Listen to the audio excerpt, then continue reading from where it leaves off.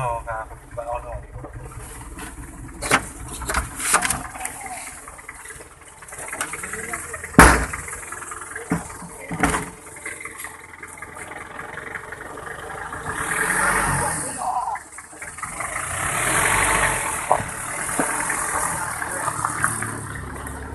Ya, ini Rono.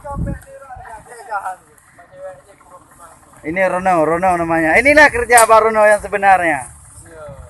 Inilah khas setelah dia selesai kuliah ini kerja. Betapa sedihnya pengangguran di Aceh Barat yang kita rasakan saat ini.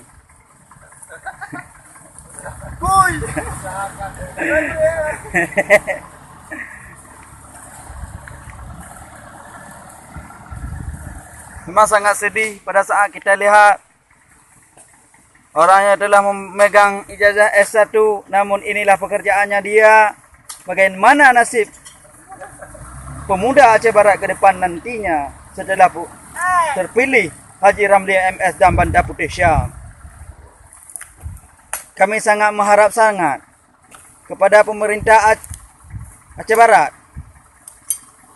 dapat membantu pemuda.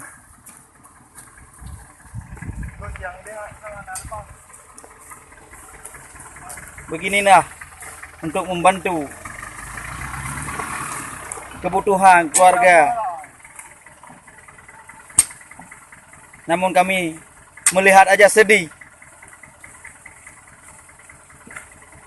Tapi dia ini belum sunat, saudara-saudara. Belum sunat.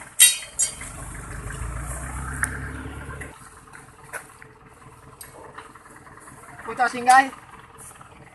Hai oh.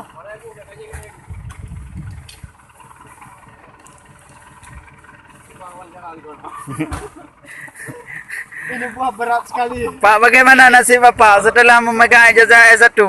Sengsara kali hidup saya. Inilah buah yang harus saya angkat. Ayo gimana?